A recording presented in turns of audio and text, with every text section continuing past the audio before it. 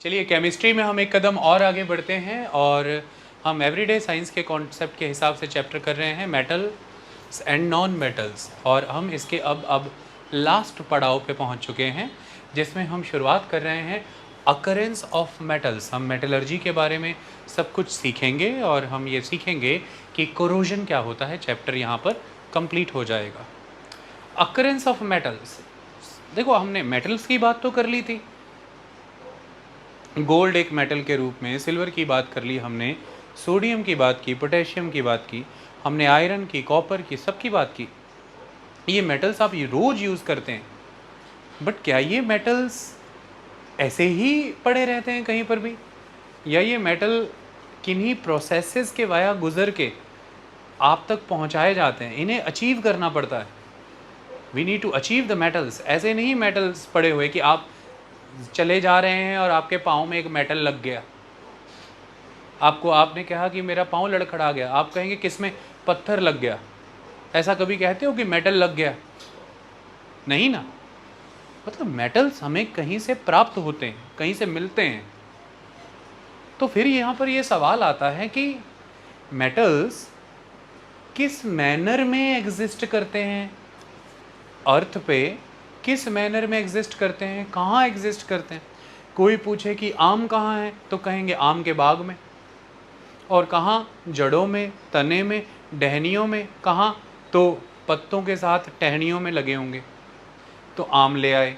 कोई पूछे कि भाई आलू कहाँ है, तो ज़मीन के नीचे खोद के निकाल लिया। आपको पता है वो चीज़ कहाँ है, आप सीधे गए और ले आया। किसी ने पूछा गन्ने कहाँ है, गन्ने के खेत में। सोच के देखो। अब किसी ने बोला लोहा लाओ, लोहा किधर है? आप कहेंगे लोहे की फैक्ट्री में। लोहे की फैक्ट्री में कहाँ से आया? जैसे आम आप कहेंगे कि मंडी में, तो मैं कहूँगा मंडी में कहाँ से आया? आम के बाग से। तो लोहे की फैक्ट्री में लोहा है, वहाँ कहाँ से आया? अब उसे लेने कहाँ जाओगे बताओ? कहाँ से लेके आओगे बताओ? तो मतलब वो भी कहीं पाया जाता है। कोई चीज़ पाई जानी तो मतलब वो वहाँ से पाई गई है, मतलब वो वहाँ अकर कर रही है। That thing is occurring over there. तो इसी तरह से अकरेंस ऑफ मेटल, कि मेटल कहाँ कैसे एग्जिस्ट करते हैं, ये हम स्टडी कर रहे हैं। तो मेटल्स ढूंढने हैं तो अर्थ की क्रस्ट में जाओ, अर्थ की क्रस्ट में जाओ। The crust layer, the top layer, the hard layer, और सी वाटर में जाओ, ओशियन वाटर में जाओ, तो मेटल्स मिलेंगे। आई बात समझ में? इवन ओशियन का जो फ्लोर है उसमें भी मिलते हैं आज की डेट में, तो क्योंकि वो भी तो क्रस्ट का हिस्सा है। ओके, तो हमें क्रस्ट और अकेले कई बार लगती कि जहाँ ये कॉन्टिनेंट्स हैं जिन पे हम खड़े, नहीं, यही क्रस्ट, ये अपर लेयर, इसी तरह से समुद्र का तला भी तो बन रही है। तो क्रस्टल लेयर में मेनली मेटल्स मिलेंगे। ये तो पहली कहानी हो गई। पानी में घुले हुए भी मिलेंगे, जैसे सी, ओशियंस, इनमें। ओके, अब दूसरी कहानी हो गई कि वहाँ कैसे पड़े रहे होंगे, कैसे होंगे वहाँ पे। उसके लिए हमें याद करना है हमारा वो कॉन्सेप्ट। हमने रिएक्टिविटी सीरीज़ बनाई थी, या जिसे हम एक्टिविटी सीरीज़ कहते हैं, जिसमें टॉप पे जो मेटल्स थे वो बहुत ज़्यादा रिएक्टिव थे, जैसे पोटेशियम था, सोडियम था, बहुत ज़्यादा रिएक्टिव थे। जो मिडल लेवल पर थे, जैसे कि जिंक था, आयरन था, लेड था, ये मॉडरेट लेवल के रिएक्टिव थे। जो बॉटम पे थे, जैसे कि सिल्वर था, गोल्ड था, प्लेटिनम था, कॉपर था, ये लीस्ट रिएक्टिव थे, जिनमें खास तौर पर सिल्वर, गोल्ड और प्लेटिनम ये लीस्ट रिएक्टिव थे। सो टॉप से बॉटम की तरफ आए तो बहुत हाईली रिएक्टिव, मॉडरेटली रिएक्टिव और लीस्ट रिएक्टिव, रिएक्टिविटी के बेस पर हमने डिवाइड किए थे मेटल्स। हमने ऐसा समझा था एक्टिविटी सीरीज़ जब हमने देखी। मैं अभी आपको वो दोबारा दिखा देता हूँ, आपको वो चीज़ क्लियर हो जाएगी।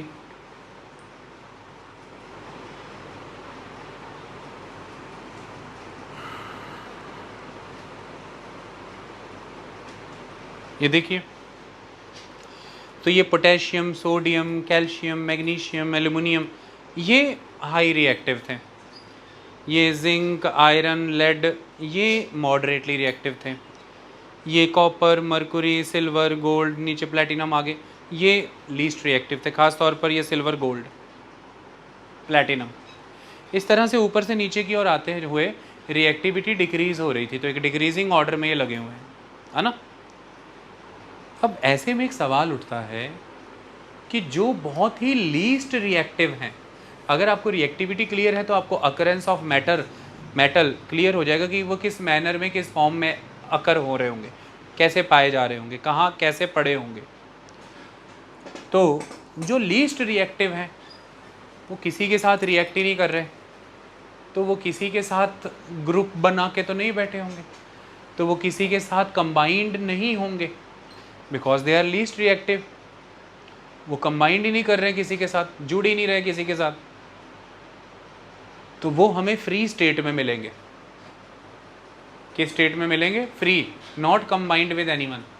मैं किसी के साथ कंबाइंड हो गया तो ये कंबाइंड स्टेट है। जब मैं उनसे छूट गया, अलग हो गया, अकेला हो गया, फ्री हूँ मैं, I am in a free state.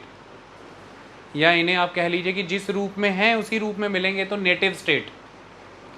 State change नहीं हुई, ऑक्सीजन के साथ रिएक्ट करके ऑक्साइड नहीं हुए, सल्फाइड नहीं हुए, अपनी नेटिव स्टेट में ही मिल रहे हैं। गोल्ड मने गोल्ड ही की फॉर्म में मिल रहा है, सिल्वर मने सिल्वर की फॉर्म में मिल रहा है। हालांकि वो ऑक्साइड सल्फाइड फॉर्म में भी मिलता है, पर सिल्वर सिल्वर की फॉर्म में मिल रहा है। तो या तो आप इन्हें कह लीजिए कि अपनी नेटिव स्टेट में मिल रहे हैं या फिर फ्री स्टेट में मिल रहे हैं। लेकिन पोटेशियम है, सोडियम है, मैग्नीशियम है, एल्युमिनियम है, इतने रिएक्टिव हैं, अकेले रह ही नहीं सकते, किसी के साथ कंबाइन होंगे ही होंगे। तो ये कभी फ्री स्टेट में मिलने ही नहीं, ये कंबाइंड स्टेट में मिलेंगे ऑलवेज। ओके, तो लीस्ट रिएक्टिव हैं तो फ्री स्टेट में मिल रहे हैं, बहुत हाईली रिएक्टिव हैं तो कंबाइंड स्टेट में मिल रहे हैं, इन द फॉर्म ऑफ कंपाउंड्स की फॉर्म में मिल रहे हैं। और मॉडरेटली रिएक्टिव हैं तो बहुत ज़्यादा खतरनाक कंपाउंड भी नहीं बन रहे हैं, लेकिन फ्री भी नहीं मिल रहे हैं। तो ऑक्सीजन को कि बहुत ज़्यादा प्रेजेंट है तो उसके साथ रिएक्ट होके मिल रहे हैं, ऑक्साइड्स की फॉर्म में मिल रहे हैं, या सल्फाइड्स की फॉर्म में मिल रहे हैं, या कार्बोनेट्स की फॉर्म में मिल रहे हैं, अगर मॉडरेटली रिएक्टिव है तो। आई बात समझ में? तो एक रिएक्टिविटी ही की अगर हमें नॉलेज है तो उस रिएक्टिविटी के लेवल पे ही हमने कौन हाईली रिएक्टिव है, कौन मॉडरेटली और कौन लीस्ट रिएक्टिव है, इसके बेसिस पे हमने ये पता लगा लिया कि मेटल किस फॉर्म में, किस मैनर में अकर कर रहे होंगे, कैसे मौजूद होंगे ये। तो हमने बता दिया कि कुछ फ्री स्टेट में होंगे, कुछ ऑक्साइड सल्फाइड स्टेट में होंगे, कुछ बहुत ही कंपाउंड्स कंबाइंड स्टेट में होंगे जो कि हाई रिएक्टिव है। फिर अब जो कंपाउंड की फॉर्म में एग्जिस्ट कर रहा है, यहाँ से अब एक वर्ड आता है। देखो एक मेटल है, ठीक है, अब मेटल एग्जिस्ट कर रहा है, मेटल के साथ कुछ सैंड होगी, कुछ सॉइल होगी, कुछ रॉक एसोसिएटेड होगी, कुछ लाइमस्टोन एसोसिएटेड होगा, ये सारे मिलकर के एक झुंड बना के बैठे हुए हैं। तो ये पूरा का पूरा एक पूरा कंपाउंड, जिसमें से एक हिस्सा मेटल भी है, बट मेटल अकेला तो नहीं है, मेटल के साथ सैंड भी है, सॉइल भी है, रॉक है, लाइमस्टोन भी कई मान लो कई बार है। तो ये पूरा का पूरा it is a metal compound, it is a metal compound. तो जब मेटल इन सबके साथ झुंडली बना के बैठा है, झुंड बना के बैठा है, तो ये पूरा का पूरा मेटल कंपाउंड है। इसको हम कहेंगे द मिनरल। ये क्या हो गया? The mineral. ओके। और हमारी जो अर्थ क्रस्ट है, अर्थ क्रस्ट, लिथोस्फेयर कहते हैं हम उसको, लिथोस्फेयर, लिथो मने रॉक, रॉक स्फेयर। तो रॉक्स अल्टीमेटली उनमें क्या है? मिनरल्स। ओके। लेकिन अब मान लीजिए कि आपने एक कंपाउंड पकड़ा, कंपाउंड ए, उसमें मेटल की मात्रा बड़ी कम है, बाकी चीज़ें बहुत ज़्यादा है तो वो पूरा मेटल कंपाउंड आपके लिए मिनरल ही है ना, आप उसे मिनरल कह के पुकार रहे हो ना, बिकॉज मेटल के साथ सैंड सॉइल, मैंने बताया अभी रॉक लाइमस्टोन सब जुड़ा पड़ा है, सब इकट्ठे बैठे हुए हैं, तो मेटल कंपाउंड है एक पूरा का पूरा, तो आप उसे मिनरल कह के पुकार रहे हो। तो आपने कंपाउंड 1 पकड़ा, यानी कि मिनरल पकड़ा अपने हाथ में, और उसमें से देखा मेटल निकाले, तो मेटल निकलना है बड़ा थोड़ा, तो जितना मेटल निकलना नहीं है उसकी जो बाज़ार की वैल्यू नहीं आनी है, उससे ज़्यादा तो उस मेटल को निकालने में लेबर कॉस्ट लग गई, मशीनरी लग गई, फ्यूल लग गया, एनर्जी बर्न हो गई। तो फिर ये इस कंपाउंड में से इस मेटल को निकालना तो इकोनॉमिकली प्रोडक्टिव नहीं है, इकोनॉमिकली वायबल नहीं है। मेटल की जो फाइनल कीमत होगी उससे ज़्यादा कीमत तो मेटल निकालने में ही आ गई है। समझ रहे हो ना बात को? तो हमें कॉस्ट भी देखनी होती है और कितनी इजीली वो एक्सेसिबल है, बहुत मुश्किलों का सामना करके आप उसे हासिल कर रहे हो, तो उतनी टेक्नोलॉजी, उतनी मैन पावर, उतनी एनर्जी बर्न होगी। तो अगर कॉस्ट इफेक्टिवली और इजीली, यार आप कह लो कन्वीनियंटली, कॉस्ट वाइज भी कन्वीनियंट हो, एक्सेसिबिलिटी वाइज भी कन्वीनियंट हो, अगर इस मैनर में कन्वीनियंट है वो मेटल कंपाउंड से मेटल निकालना, तो ये वाला जो मिनरल है, this metal compound, we will call it ore, तो ये ओर कहलाएगा। पर कंपाउंड ए तो ऐसा नहीं था, वहीं कंपाउंड बी, अब मेटल कंपाउंड बी, उसमें भर भर के मेटल ही है, ईजिली एक्सेसिबल है, कन्वीनियंट है उसको निकालना, कॉस्ट भी कम आ रही है, जितना फाइनल प्रोडक्ट निकलेगा वो इतनी कॉस्ट रिकवर करके जाएगा कि जितना लगा है लेबर पावर के रूप में, एनर्जी के रूप में, मशीन के रूप में, टेक्नोलॉजी के रूप में, उसको रिकवर करके जाएगा, उसके आगे मुनाफा भी दे करके जाएगा, सब कुछ होगा और अच्छी खासी मात्रा में निकलेगा। मतलब इस मेटल कंपाउंड में मेटल ज़्यादा है as compare to the other things. तो ये जो कंपाउंड बी है, द मेटल कंपाउंड, जिसे हम मिनरल कह के पुकार रहे हैं, ये मिनरल फिर ओर है, ये हमारे लिए ओर है और हम ओर में से मेटल रिकवर करते हैं। तो इसी तरह से आयरन एक मेटल है, बट उसे निकालेंगे आप आयरन ओर में से। आयरन एज अ मेटल कहाँ से रिकवर होगा? आयरन ओर में से। आयरन ओर से, अब आयरन ओर तो अपने आप में एक वो मिनरल है ना, जिस मिनरल में अच्छी खासी प्रचुर मात्रा में, एम्पल अमाउंट में मेटल अवेलेबल है, दैट इज आयरन। सॉइल है, सैंड है, रॉक है, लेकिन बड़ी मात्रा में आयरन भी है, और जितनी इनपुट कॉस्ट लग रही है और जितनी का रिस्क लग रहा है, उससे ज़्यादा वैल्यू का वो माल बाहर आ रहा है, यूज़फुल है। तो अल्टीमेटली वो है तो एक मिनरल ही, बट हमारे लिए इस समय वो एक ओर की भूमिका निभा रहा है, क्योंकि अच्छी खासी अमाउंट में उसमें मेटल है। तो आयरन ओर से मेटल स्टेट में आयरन को निकालना, यानी कि आयरन यहाँ पर एक कंपाउंड की फॉर्म में एग्जिस्ट कर रहा है, that metal compound, the iron compound, that is iron ore, उसमें से एलिमेंटल स्टेट में मेटल को लेके आना। आयरन को एलिमेंटल स्टेट में लाएंगे तो वो आयरन होगा ना अकेला। ये process is the metallurgy. Metallurgy वो प्रोसेस है जिस प्रोसेस के वाया आप मेटल को उसके कंपाउंड से निकाल के मेटल की प्योर फॉर्म में लेकर के आते हो, उसकी एलिमेंटल स्टेट में लेके आते हो। मेटलर्जी वो प्रोसेस होता है। ठीक है, कितनी बातें आ गई, कितनी चिड़ियाँ उड़ने लगी, कोई दिक्कत नहीं, कोई दिक्कत नहीं। तो कुल मिलाकर के हमें एक मेटल कंपाउंड दिखा, मेटल कंपाउंड ए है, तो हमारे लिए वो मिनरल ही, क्योंकि मेटल और उसके साथ और बहुत सी चीज़ें हैं, तो इस वजह से नाम मिला कंपाउंड, लेकिन है और वो मिनरल ही। लेकिन हमारे लिए ये और नहीं है, क्योंकि मेटल की मात्रा बड़ी कम है, कन्वीनियंट नहीं है इसे यहाँ से ले पाना। लेकिन कंपाउंड बी जब दिखा हमें, है तो मिनरल ही, हमारे लिए वो मेटल ओर का रोल प्ले कर रहा है, क्योंकि प्रचुर मात्रा में उसमें मेटल है। अब उस ओर से मेटल रिकवर करने के प्रोसेस को मेटलर्जी कहते हैं। उसमें कई सारे स्टेप्स होते हैं, वो स्टेप्स हम करेंगे। पहले ये तो समझ लें, सारी कहानी तो समझ लें। तो मेटलर्जी क्या है? It is defined as a process So metallurgy is a process that is used for the extraction of metals in their pure form.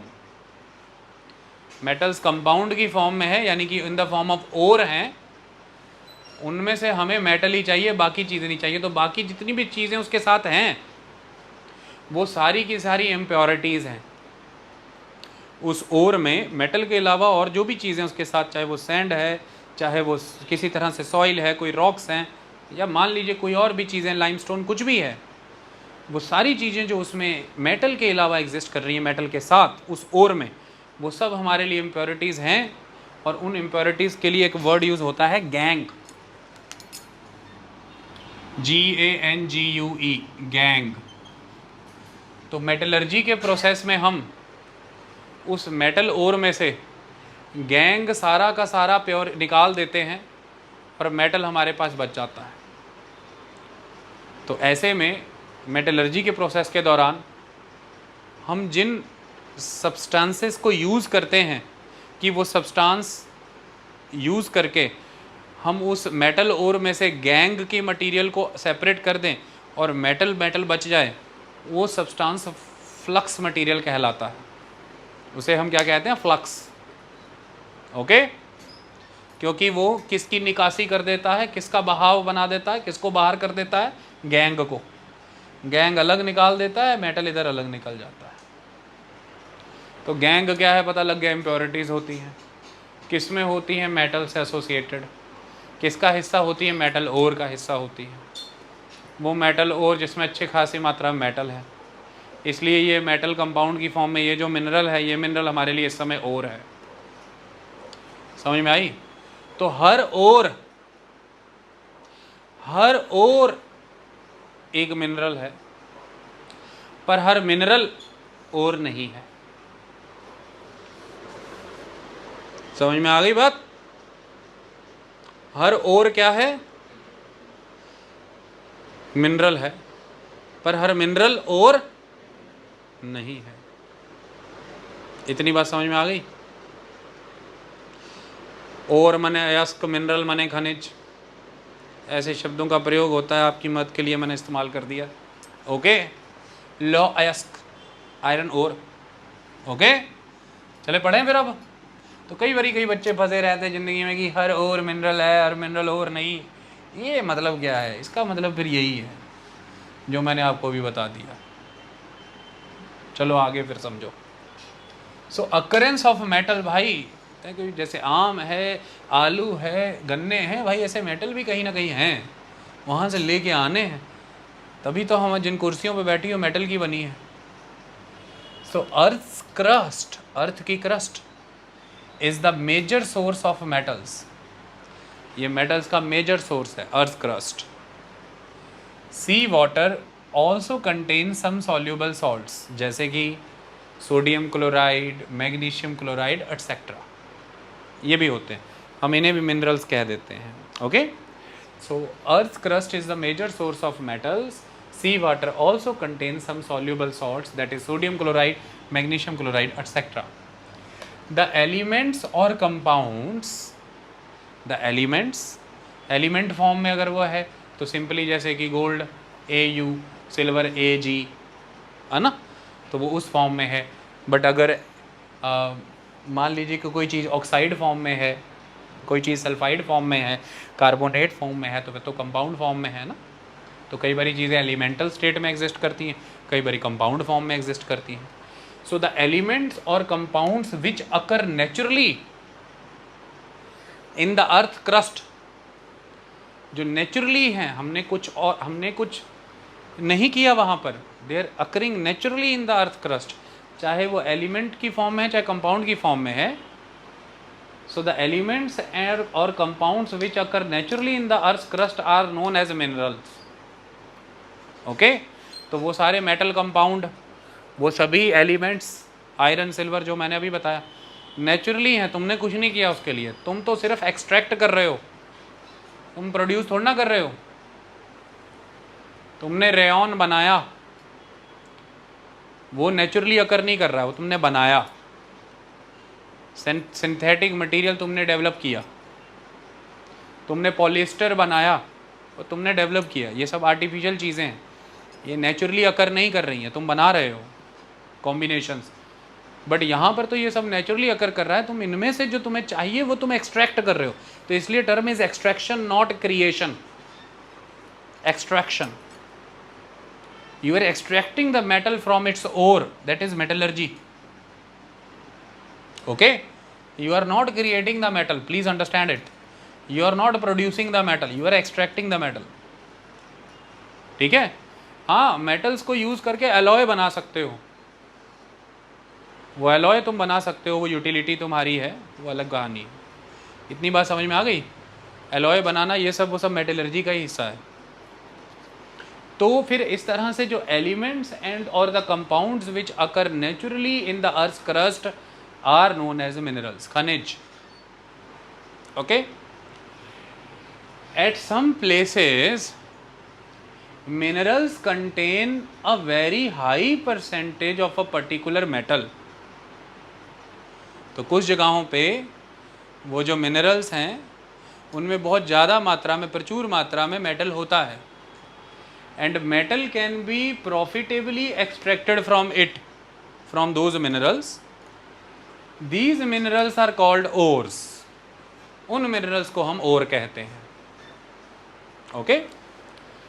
So elements और compounds जो अर्थ की क्रस्ट में naturally occurring are known as minerals. But at some places, minerals contain a very high percentage of a particular metal.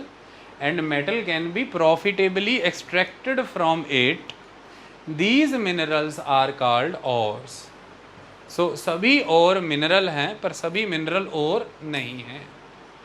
सिर्फ वही mineral ore हैं जिन mineral में very high percentage में कोई पर्टिकुलर मेटल है और वो मेटल प्रॉफिटेबली एक्सट्रैक्ट किया जा सकता है उस मिनरल में से। तो फिर वो मिनरल जो है उसे हम ओर कहते हैं।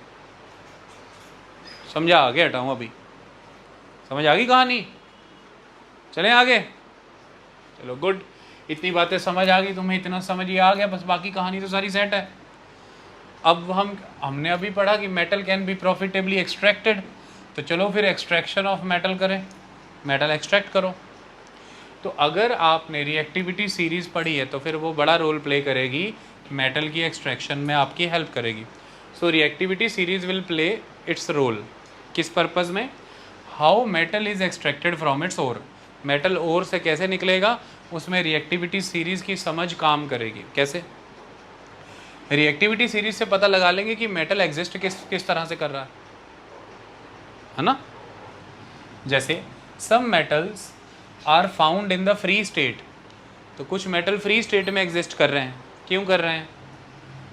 Some in the form of their compounds, तो कुछ फ्री स्टेट में एग्जिस्ट करते हैं, कुछ कंपाउंड्स की फॉर्म में एग्जिस्ट करते हैं। फ्री स्टेट में मतलब एलिमेंटल स्टेट में एग्जिस्ट कर रहे हैं, कुछ कंपाउंड की फॉर्म में एग्जिस्ट करते हैं। The metals at the bottom of the activity series are the least reactive. Activity series में जो bottom पे metals हैं, they are least reactive, are found in a free state. तो जो metal activity series में bottom पे आते हैं वो least reactive है, मैंने अभी समझाया। तो फिर वो हमें free state में ही मिलते हैं, किसी के साथ react नहीं करते तो किसी के साथ जुड़ते नहीं हैं, तो compound बनता ही नहीं है। तो वो हमें combined या compound form में क्यों मिलेंगे? वो हमें फ्री स्टेट या नेटिव स्टेट में ही मिलेंगे, है कि नहीं। सो देखो रिएक्टिविटी सीरीज़ आपकी कैसे हेल्प कर रही है कि आपको बता रही है कि मेटल ओर से कैसे एक्सट्रैक्ट करना है।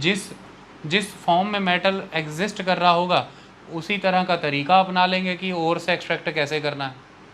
तो वो किस फॉर्म में एग्जिस्ट कर रहा है वो रिएक्टिविटी सीरीज़ से पता चल गया। जो बॉटम पे मेटल हैं एक्टिविटी सीरीज़ के वो लीस्ट रिएक्टिव हैं, तो वो फिर फ्री स्टेट में ही एग्जिस्ट कर रहे हैं, है कि नहीं। So the metals at the bottom of the activity series are the least reactive, are found in a free state. Example: gold, silver, platinum, copper. इनमें से copper and silver are also found in the combined state as their sulfide and oxide. Copper sulfide, copper oxide, silver sulfide, silver oxide, ये इस तरह से sulphide और oxide form में भी मिलते हैं। तो कंबाइंड स्टेट में भी मिलते हैं, यानी कि कंपाउंड फॉर्म में भी मिलते हैं, फ्री स्टेट में भी मिलते हैं। बट हाँ, यहाँ पर गोल्ड और प्लेटिनम तो आपको फ्री स्टेट में ही मिल रहे हैं। ओके, आगे तो हमने बॉटम वाले देख लिए। The metals at the top of the activity series, जैसे कि K that is potassium, Na मने सोडियम, Ca मने कैल्शियम, Mg मने मैग्नीशियम, Al मने aluminium. So metals at the top of the activity series that is potassium, sodium, calcium, magnesium, aluminium are so reactive, ये इतने reactive हैं that they are never found in nature as free elements, ये free elements के रूप में मिलने ही नहीं है। आई बात समझ में? ये कंबाइंड स्टेट में ही मिलेंगे। क्लियर? आगे the metals in the middle of the activity series that है कि zinc, iron, lead etcetera are moderately reactive, found mainly किस फॉर्म में मिलते हैं? एज ऑक्साइड्स, सल्फाइड्स और कार्बोनेट्स। ओके, क्लियर हो गई कहानी? चलो, और ऑफ, अब हमने यहाँ पर देखा है तो हमने जो लीस्ट रिएक्टिव थे उनमें भी देखा कॉपर और सिल्वर सल्फाइड और ऑक्साइड फॉर्म में एग्जिस्ट कर रहे हैं, मतलब उनका और ऑक्साइड और है। दूसरी तरफ हमने देखा जो मॉडरेटली है एग्जिस्ट कर रहे हैं वो भी ऑक्साइड फॉर्म में एग्जिस्ट कर रहे हैं। तो हमने देखा कि बहुत से मेटल्स हैं उनके जो और हैं वो ऑक्साइड फॉर्म में एग्जिस्ट कर रहे हैं। उसका रीज़न, एक तो ऑक्सीजन एबंडेंटली प्रेजेंट है और दूसरा बहुत ही रिएक्टिव है, तो इसलिए तुरंत रिएक्ट कर जाता है। इसलिए मेजॉरिटी ऑफ द ओर्स जो हैं वो ऑक्साइड फॉर्म में एग्जिस्ट कर रहे हैं। मैग्नीशियम एज अ मेटल आपने रखा, मैग्नीशियम रिबन, और ऑक्सीजन के संपर्क में आके मैग्नीशियम ऑक्साइड हो गया, उसके ऊपर एक लेयर ऑफ मैग्नीशियम ऑक्साइड चढ़ गई, हो जाता है ना। आयरन ऑक्सीजन के साथ रिएक्ट हुआ, आयरन ऑक्साइड हो गया, रस्ट जम जाएगा। तो ऑक्सीजन एक तो एबंडेंटली प्रेजेंट है, दूसरा रिएक्टिव है बहुत। इस वजह से तमाम जो हमारे मेटल्स और हैं या तमाम हमारे जो मिनरल्स हैं, ऑक्सीजन उनके साथ संपर्क में आता ही रहता है क्योंकि हवा में है। तो इसकी वजह से हमें जो और मिलते हैं ऑक्साइड स्टेट में मिलते हैं, ये बात याद रखना। सो और ऑफ, यू आपने नोट की ये बात कि ores of many metals are oxides because oxygen is a very reactive element and is very abundant on the earth. क्योंकि ऑक्सीजन एक तो बहुत ही रिएक्टिव है, खेल इसका ऑक्सीजन का है, इट इज़ वेरी रिएक्टिव और एबंडेंटली अवेलेबल है अर्थ पे। इसलिए जो हमें और मिलते हैं कई मेटल्स के वो ऑक्साइड्स की फॉर्म में मिलते हैं। डन? चलो, अब हमने on the basis of the reactivity हमने कैटेगराइज कर दिया मेटल्स को यहाँ 3 कैटेगरीज में, metals of low reactivity, metals of medium reactivity and metals of high reactivity. तो metals of low reactivity that is जो कि नेटिव स्टेट में पाए जाते हैं, the found in native state, that is Ag मने सिल्वर, Au मने iron, और सॉरी Au मने गोल्ड, Au मने ऑरा, गोल्ड का अपना ऑरा होता है ना, इसलिए Au शब्द दिया गया है। तो found in native state Ag, Au, silver, gold. दूसरी तरफ मेटल्स ऑफ मीडियम रिएक्टिविटी जैसे कि जिंक, फेरस यानी कि आयरन, लेड, कॉपर, ये सब कुछ ये मीडियम रिएक्टिविटी के हैं। इन मेटल्स को पाने के लिए कौन सा तरीका अपनाएंगे? रिडक्शन, कार्बन को यूज़ करके इनकी रिडक्शन कराएंगे। Okay, so reduction using carbon, ये मेटलर्जी के तरीके बताए जा रहे हैं क्योंकि ये तो नेटिव स्टेट में ही मिल रहे हैं, फाउंड इन नेटिव स्टेट। लेकिन जो मीडियम रिएक्टिविटी वाले हैं उनको जिंक, आयरन, लेड, कॉपर ये सब जो हैं इनको लिए जो मेटलर्जिकल तरीके अपनाने हैं, we will do reduction using the carbon. और थर्ड में जो मेटल्स ऑफ हाई रिएक्टिविटी जो टॉप पर बैठे हैं, that is potassium, sodium, calcium, magnesium, aluminium, अपन अपनाएंगे इलेक्ट्रोलाइसिस। ओके, तो देखो अब सबके लिए अलग अलग तरीका अपना लिया गया है क्योंकि हम मेटल्स का एक्सट्रैक्शन करना चाहते हैं ना। तो उसके लिए हमने पहले रिएक्टिविटी सीरीज़ को अंडरस्टैंड किया, ये जानने के लिए कि कौन किस मैनर में एग्जिस्ट कर रहा है। जब हमें पता लग गया कौन किस तरह से एग्जिस्ट कर रहा है तो फिर हमने तरीका अपना लिया। जो बहुत रिएक्टिव है इलेक्ट्रोलाइसिस का तरीका अपना लेंगे, जो मॉडरेटली है तो रिडक्शन विद द कार्बन करेंगे, और फिर दूसरे जो सब बिल्कुल लीस्ट थे वो तो नेटिव स्टेट में एग्जिस्ट कर रहे हैं। तो आगे की प्रक्रिया अब हम समझेंगे। तो यहाँ पर लिखा है कि several steps are involved in the extraction of pure metals from ores। Metal ore में से प्योर मेटल निकालने के बहुत सारे स्टेप्स हैं, हमें वो स्टेप्स अब देखने हैं, फॉलो करने हैं, फिर ओर में से मेटल हाथ आता है। सो ये है मेटलर्जी की कहानी, and that is a process that is used for the extraction of metals in their pure form. Pure form achieve करने तक we have to follow many steps. चलो देखते हैं उसे, एक चार्ट बनाता हूँ यहाँ पे। आइए अब हम एक्सट्रैक्शन ऑफ ओर में इस अच्छे से चार्ट को ऑब्जर्व करें ताकि हमें सब पानी की तरह क्लियर हो जाए। क्या बताता है ये चार्ट? सबसे पहले देखिए आपके पास ओर है, ओर आ गया आपके पास, तो पॉसिबिलिटी ये हो सकती है कि वो वाला मेटल ओर हो जिसमें जो मेटल हैं वो हाई रिएक्टिविटी वाले मेटल हैं, या वो मेटल और वो वाला मेटल हो सकता है जिसमें जो मेटल हैं मीडियम रिएक्टिविटी वाले मेटल हैं, या वो वाला मेटल और हो सकता है जिसमें जो मेटल हैं वो लो रिएक्टिविटी वाले हैं। तो ये लो रिएक्टिविटी वाले मेटल्स, ये मीडियम रिएक्टिविटी वाले मेटल्स, ये हाई रिएक्टिविटी वाले मेटल्स, हम इन सबको देखते हैं कि कैसे इनको इनके ओर से निकालेंगे। प्रोसेस बताया गया है कि हम थ्योरी वाइज भी इसको परस्यू करेंगे। सबसे पहले हम लो रिएक्टिविटी वाले मेटल्स में आ जाएं।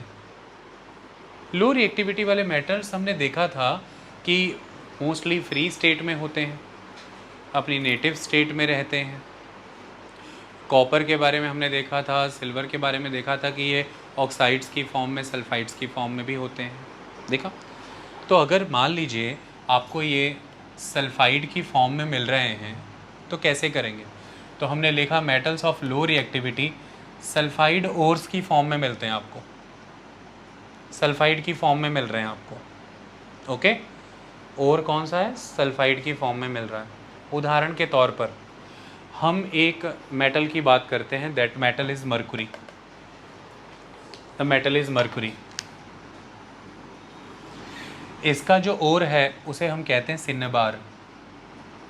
The ore is सिन्नेबार। सिन्नेबार क्या है? Hg माने मरकुरी, S माने तो सल्फर ही होता है, तो it is Mercury sulphide, Mercury sulphide. तो सिन्नेबार दैट इज़ मरकुरी सल्फाइड। सिन्नेबार से मरकुरी मिलता है हमें। तो मरकुरी एक मेटल है, उसका जो ओर है वो है मरकुरी सल्फाइड। तो ओर जो है वो मरकुरी सल्फाइड है जिसका नाम है सिन्नेबार। इसी तरह से हमारे पास एक मेटल है दैट इज़ कॉपर। उसका जो ओर है, कॉपर का ओर है, दैट इज़ Cu माने कॉपर, Cu2S, यानी कि कॉपर सल्फाइड, या जिसे आप कहते हैं चैल्कोसाइट। मैं आपको ये दोनों दिखा भी देना चाहता हूँ। तो कॉपर आपको कॉपर सल्फाइड से मिलता है, मरकुरी आपको मरकुरी सल्फाइड से मिलता है। मरकुरी सल्फाइड माने सिन्नेबार और कॉपर सल्फाइड माने चैल्कोसाइट। तो मैं आपको ये दिखा भी देता हूँ।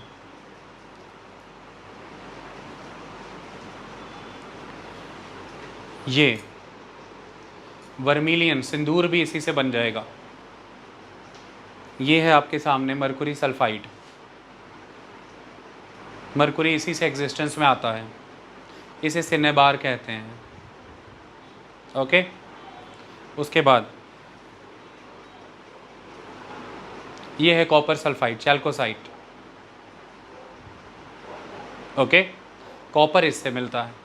तो ये दो और हमने देख लिए, लीस्ट रिएक्टिव मेटल मरकुरी और दूसरी तरफ कॉपर, और हमने देख लिया कि और किस फॉर्म में एग्जिस्ट कर रहा है, सल्फाइड फॉर्म में।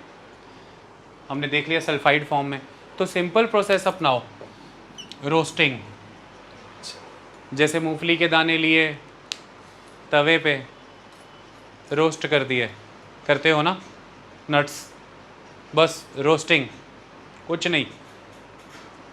एयर में, हवा में पहले हीट अप करो, हवा में हीट दो, पहला एक फॉर्म आएगा, that is the form, sulphide से बनेगा ऑक्साइड। उस ऑक्साइड को और हीट अप करो तो अल्टीमेटली आपको वो मेटल मिल जाएगा। Nothing is required, simple roasting हो गया, काम हो गया, दैट्स ऑल। उदाहरण के तौर पर आपके सामने ये HgS मरकुरी सल्फाइड है, तो ये देखिए रिएक्शन कंडीशन है हीट। तो कैसे किया है हमने, यहाँ पर देखिए O2 ऑक्सीजन की एयर की प्रेजेंस में ही होगा, ये हीट करना है हमने उसे, रोस्ट कर रहे हैं ना हम उसे।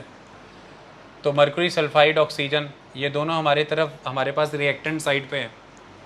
तो फर्दर क्या निकल के आया, ऑक्सीजन जाके Hg के साथ ऐड हो गया, तो मरकुरी ऑक्साइड हो गया HgO, और जो एक ऑक्सीजन तो इधर लग गया, जो दो ऑक्सीजन लगे हुए थे वो S के साथ लग गए, सल्फर डाइऑक्साइड हो गया। आई बात समझ में? That's all. आपको क्या मिल गया, मरकुरी ऑक्साइड। जब हमने पहली बार हीट किया तो मरकुरी ऑक्साइड मिला एयर की प्रेजेंस में। फिर इस मरकुरी ऑक्साइड को हीट करिए सिंपली, तो क्या निकल कर के आया, मरकुरी अलग हो गया, O2 अलग निकल गया।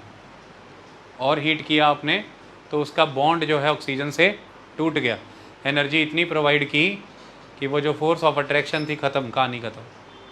Hg अलग, ऑक्सीजन अलग, सिंपल सी कहानी, दैट्स ऑल। ओके, तो सिंपली यही आप कॉपर के केस में करेंगे। कॉपर सल्फाइड से ऑक्साइड होगा, फिर ऑक्साइड से वो फाइनली कॉपर हो जाएगा। ओके, सो लिखा हुआ है, शुरुआत अगर हम करें तो enrichment of the ores, ores को एनरिच, एक्सट्रैक्शन ऑफ मेटल के अंदर ही ओर का एनरिचमेंट। क्या है enrichment? Ores are contaminated with large amounts of impurities, soil, sand etcetera, called gangue. हमने बताया आपको। Okay, the impurities must be removed from the ore prior to the extraction of metal. Metal निकालने की प्रक्रिया तो आएगी, मेटल तो निकलेंगे, लेकिन उसके पहले इम्प्योरिटीज़ तो रिमूव करानी पड़ेंगी, गैंग तो उड़ाना पड़ेगा। तो कैसा प्रोसेस यूज़ होगा ये डिपेंड करेगा कि वो जो पर्टिकुलर मेटल कंपाउंड है उसका ओवरऑल, और जो इम्प्योरिटीज़ है उनका फिज़िकल और केमिकल प्रॉपर्टीज़ क्या हैं, उस हिसाब से हम फिर उस पर प्रोसेस लगा देंगे प्योरिटी का। So the process used for removing the gangue are based on the difference between the physical and chemical properties of the gang and ore. Okay, आई बात समझ में? जो गैंग है, जैसे सपोज कीजिए कि यहाँ पर मान लीजिए कि ऑक्सीजन जुड़ा हुआ था मरकुरी, यहाँ पर सपोज कीजिए सल्फ़र जुड़ा हुआ था मरकुरी के साथ, यहाँ पर ऑक्सीजन जुड़ा हुआ था मरकुरी के साथ। अब मरकुरी किस मैनर में रिस्पॉन्स करता है हीट को, और सल्फ़र किस मैनर में रिस्पॉन्स करता है, ये दोनों डिफरेंट चीज़ें, it is the different element. Okay, दोनों के ही फिज़िकल और केमिकल प्रॉपर्टी में डिफरेंसेस हैं। हमें उस पर्टिकुलर कंपाउंड में से, उस पर्टिकुलर ओर में से जो मेटल चाहिए, उस मेटल की अपनी इंट्रिंसिक फिज़िकल और केमिकल प्रॉपर्टी है जो कि उसी ओर में एग्जिस्ट कर रहे बाकी की मटेरियल की फ़िज़िकल और केमिकल प्रॉपर्टी से अलग है। तो तभी तो हम कोई मेथड अपना सकेंगे कि जो वांटेड है वो फिज़िकल और वो केमिकल प्रॉपर्टीज़ के साथ हमारा प्रोसेस रिलेट होकर उसे हमारी तरफ ले आए, और जो अनवांटेड है वो निकल जाए। आई बात समझ में? सो कंपाउंड में जो भी गैंग मटेरियल है उसकी फ़िज़िकल और केमिकल प्रॉपर्टी, और जो मेटल है उसकी फ़िज़िकल और केमिकल प्रॉपर्टी पे निर्भर करेगा कि हम कौन सा मेथड यूज़ करने जा रहे हैं। ओके, इनके बीच का अंतर बहुत ज़रूरी है। जैसे मैं और आप दोनों जुड़े हुए हैं और हमें अलग करना है, तो मैं जैसी बातों को रिएक्टिव हूँ, मुझे मेरे कान वैसी बातों से भरे जाएंगे। आप जैसी चीज़ों को रिएक्टिव हो, आपके कान वैसी चीज़ों को भरे जाएंगे। अगर हम दोनों सेम चीज़ों को मान लीजिए रिएक्टिव हैं, तो हम दोनों या तो उस तरफ इकट्ठे जाएंगे या इस तरफ इकट्ठे जाएंगे, अलग तो फिर भी नहीं हुए। तो हमारे स्वभाव में कुछ तो फ़र्क है। मैं किन्हीं चीज़ों से टूटता हूँ, आप कुछ और चीज़ों से टूट जाते हैं। आपको लालच हो सकता है पैसों का हो, मुझे लालच हो सकता है चीज़ों का हो, ऐसा कुछ भी। तो हमारी केमिकल और फिज़िकल नेचर में फ़र्क है दोनों के, उस हिसाब से ही हम पर प्रोसेस लगेगा। मुझे अलग करके ले जाना है, मुझे ले जाएंगे, आपको अलग करके अलग कर देना, अलग कर